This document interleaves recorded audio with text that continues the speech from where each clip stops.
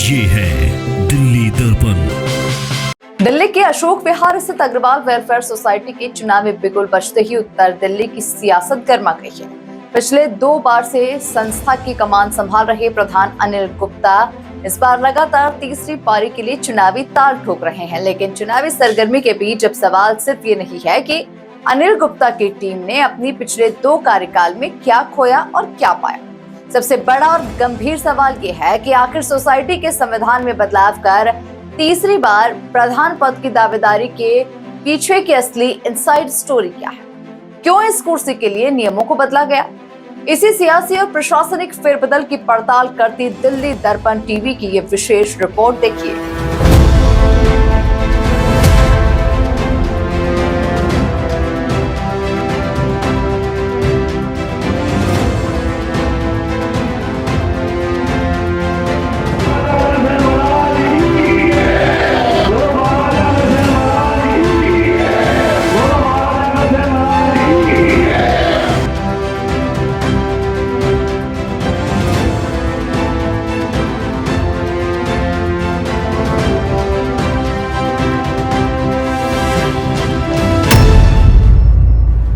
Agarwal welfare society में पिछले 2 बार से लगातार प्रधान पद पर काबिज अनिल गुप्ता एक बार फिर चुनावी मैदान में पूरी ताकत से उतर चुके हैं।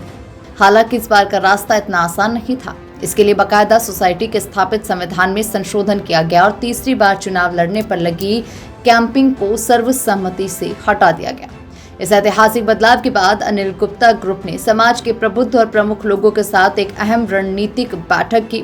भाई अनिल जी, अभी इन्होंने एक जो प्रोग्राम रखा था, आई ऑलवेज अप्रिशिएट कि संस्था का जो उद्देश्य होता है एक दूसरे का सम्मान बढ़ाना है।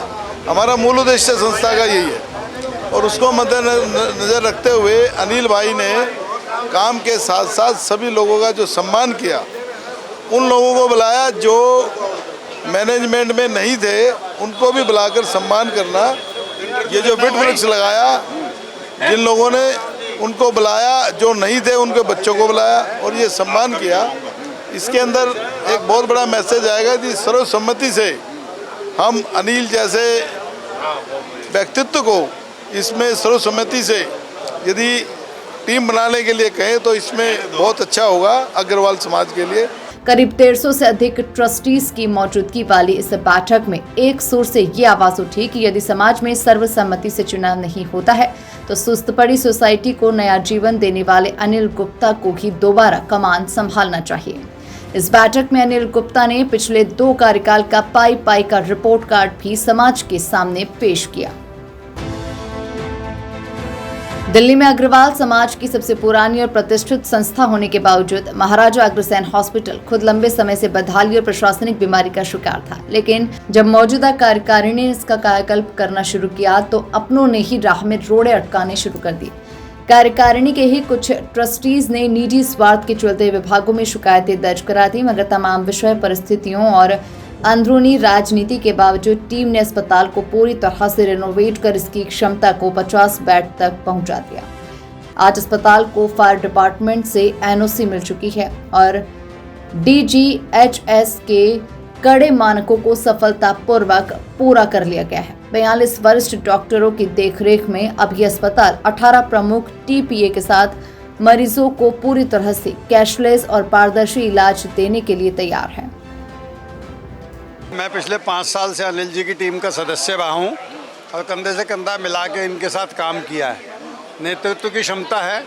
ये बात ठीक है कि प्रयास होना चाहिए कि समाज में चुनाव ना हो तो अच्छी बात है, आपस में कहीं ना कहीं रिश्तेदारियाँ ये जुड़ी हुई होती हैं, पर नहीं होगा तो फिर ठीक है। अनिल जी में नेतृत्व की क्षमता तो है, इसमें कोई शक नहीं है। सोसाइटी का सबसे संवेदनशील और अहम अंग है Maharaja Agrasen public school. School staff और मैनेजमेंट के बीच के बेहतरीन तालमेल का ही नतीजा है कि इस बार 10वीं और 12वीं का परीक्षा परिणाम 100% रहा है। इसमें 97 से 99 परसेंटाइल लाने वाले कई टॉपर्स शामिल हैं।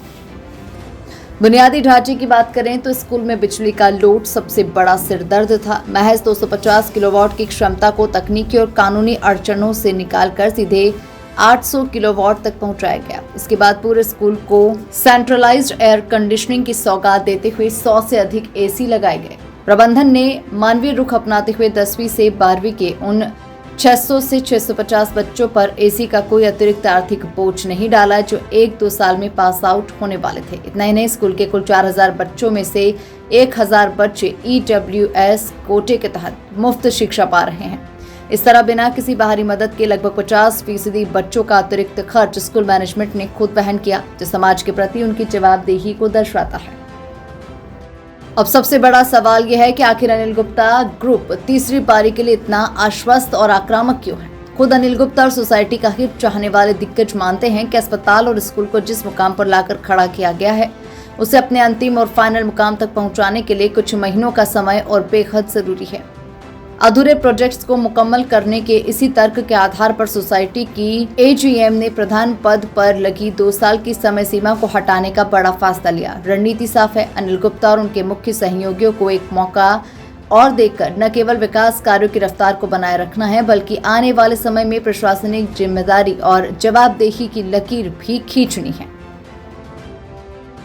इलेक्शन लड़ रहा है, लड़ेंगे, लेकिन कठपुतली नहीं बनेंगे। जो अशोक जी ने, चेयरमैन साहब ने कहा कि हमारे को काम करना है, किसी की जी हजूरी नहीं करनी। जो लोग इलेक्शन लड़के आते हैं और 3 साल संस्था में नहीं आते और दोबारा इलेक्शन लड़ने का प्रयास करते हैं, मैं सभी ट्रस्टी भाइयों से निवेदन जरूर करूंगा कि अगर वो इस बार खड़े हो तो उनको पद की गरिमा के बारे में जरूर बताएं कि पद को घेरना बहुत ही गलत बात है। अगर आओ तो काम करो, नहीं तो इलेक्शन मत लड़ो। आज महाराजा अग्रसेन भवन भी अपनी बेहतरीन व्यवस्थाओं के कारण अशोक विहार और आसपास के इलाकों में छोटे बड़े सामाजिक और पारिवारिक समारोह के लिए पहली पसंद बन चुका है। साफ है, वेलफेयर सोसाइटी के ये तीनों विंग आज उत्तर दिल्ली की जीवन रेखा का विभिन्न हिस्सा है। अब अनिल गुप्ता की वाले और उनके साथी इसी काम, दावे और वादे के साथ दोबारा जनता जनार्दन की अदालत में है कि विकास की इस गाड़ी को मंजिल तक पहुंचाने के लिए एक आखिरी मौका बेहद जरूरी है। अब समाज इस दावे पर कितना एतबार करता है और विरोधियों के मंसूबों पर क्या असर पड़ता है, ये अब आने वाले चुनाव नतीजे ही तय करेंगे। कैमरामैन आलोक भटनागर के साथ सुरभि रोशन, दिल्ली दर्पण टीवी। लेटेस्ट खबरों के लिए सब्सक्राइब करें हमारा YouTube चैनल या फिर लॉग ऑन करें www.delhidarpantv.com। खबरों की कवरेज और विज्ञापनों के लिए संपर्क करें।